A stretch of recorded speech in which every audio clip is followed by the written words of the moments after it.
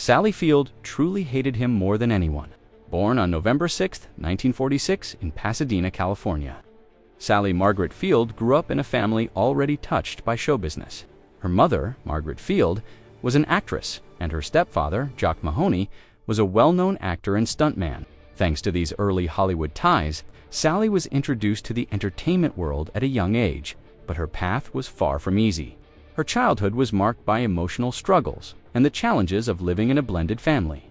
She often described herself as a shy, insecure girl, yet beneath that timid exterior was a natural talent and charm waiting to shine. After graduating from Birmingham High School in Van Nuys, Sally landed her first major opportunity on television, a moment that would launch her career in 1965. She became a household name with her leading role in Gig, a light-hearted sitcom about a spirited teenage surfer. Although the show lasted only one season, it showcased Sally's warmth and comedic timing, instantly winning over audiences. 2 years later, she took on another memorable role in The Flying Nun 1967 to 1970, playing Sister Bertrill, a cheerful nun who could literally fly. While the series was a hit, Field later admitted she felt trapped in the image of the cute, bubbly girl. Deep down, she longed to break free and prove herself as a serious actress capable of emotional depth and complexity. That desire marked a turning point in her life, determined to redefine herself. Sally began studying acting under the legendary Lee Strasberg at the Actors Studio.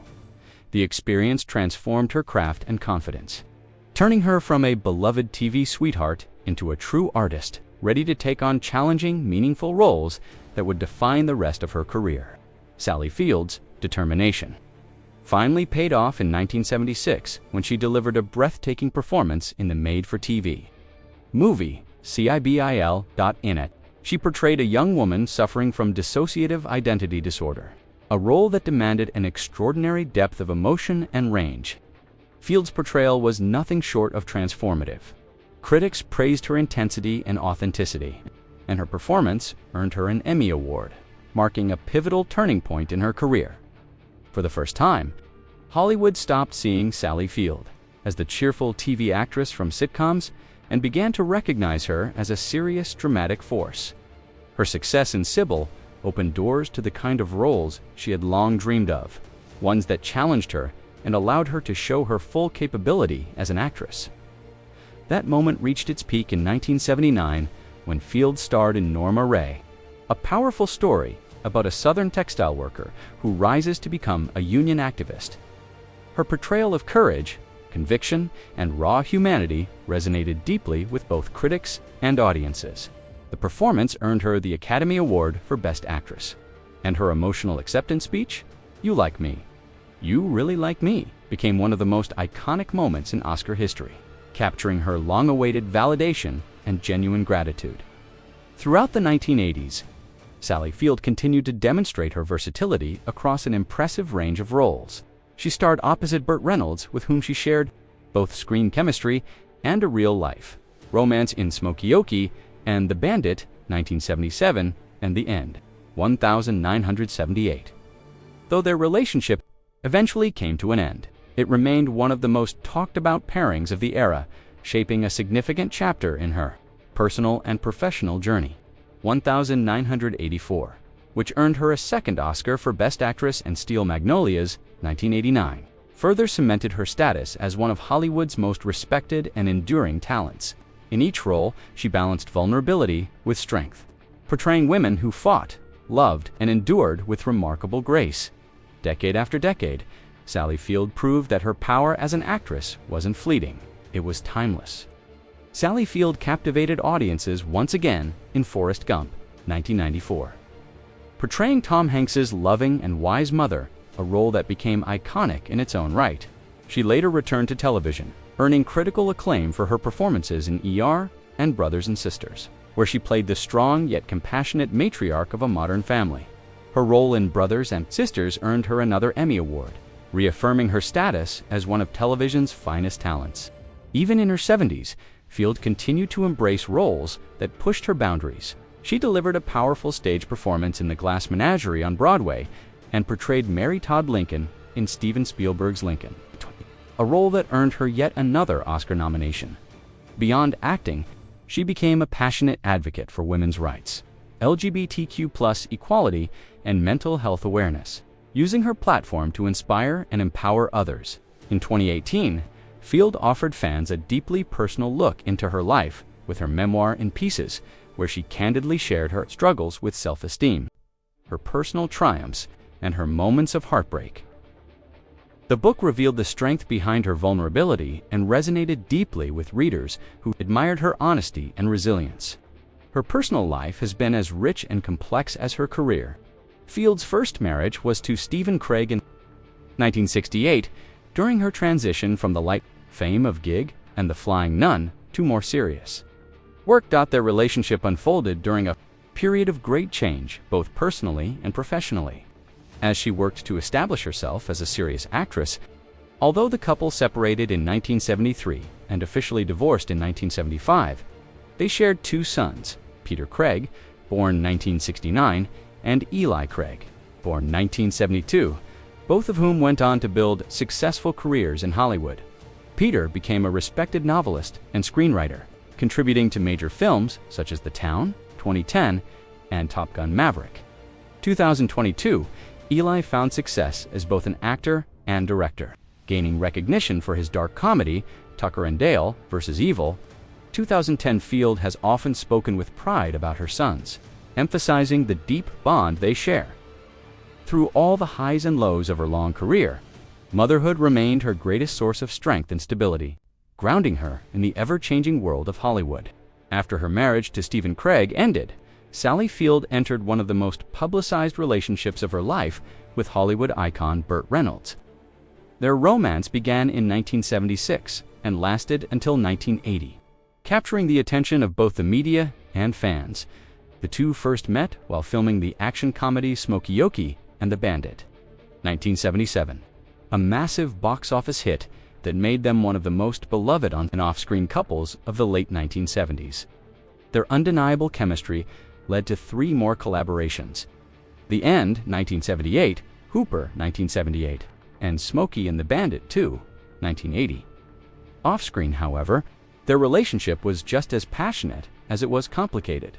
Field later described Reynolds as someone she cared for deeply, but who struggled with vulnerability and control, qualities that ultimately put a strain on their bond. Although they officially ended their relationship in 1980, the two continued an on-and-off connection for a few more years, before parting ways for good in 1982. In later years, both reflected on their time together with affection and lingering emotion.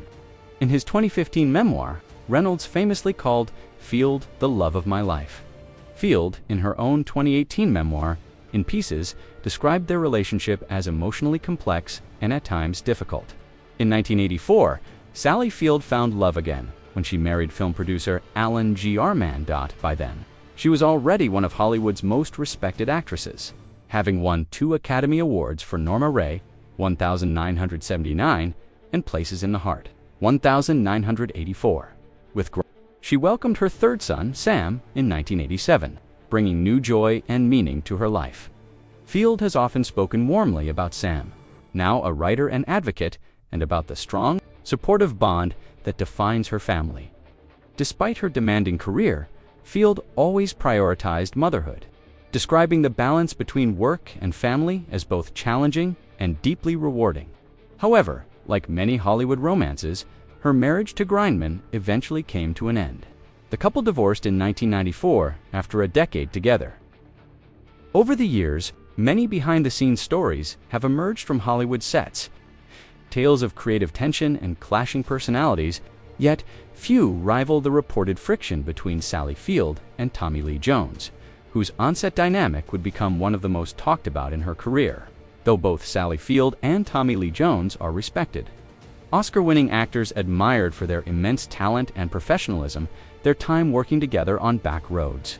1981 was notoriously turbulent. Field, known for her honesty when discussing her Hollywood experiences, did not hesitate to express her true feelings about Jones. "I've worked with difficult men before," she once said, "but Tommy was something else entirely. He was impossible to deal with. I truly hated him more than anyone I've ever worked with." Her words, filled with both honesty and exhaustion, reflected the deep frustration and emotional strain the experience had caused her. At the time of filming, both actors were at key moments in their careers. Sally Field had already proven her dramatic power with acclaimed performances in Norma, Ray, 1979, and Smokey and the Bandit, 1977. While Tommy Lee Jones was earning recognition for his intense, gritty performances and his uncompromising dedication to his craft. Their chemistry on screen appeared raw and convincing, but it was fueled by genuine tension behind the scenes. Field later admitted that many of their emotionally charged moments didn't require acting. They were real. Every look, every line between us was loaded, she said. I wasn't pretending to be angry at him. I was. The conflict between them stemmed from their opposing approaches to acting. Field was open, emotional, and collaborative, while Jones was famously brooding, methodical, and dismissive of others' input. His domineering attitude clashed sharply with Field's need for respect and empathy. He could be condescending, she explained. He treated me like I didn't know what I was doing, and I had already won an Academy Award. It was insulting. Crew members later recalled that the atmosphere on set was tense and draining, marked by long silences and visible animosity between the leads. Yet, ironically, that very hostility made their on-screen relationship electric. Critics praised the rawness and realism of their performances.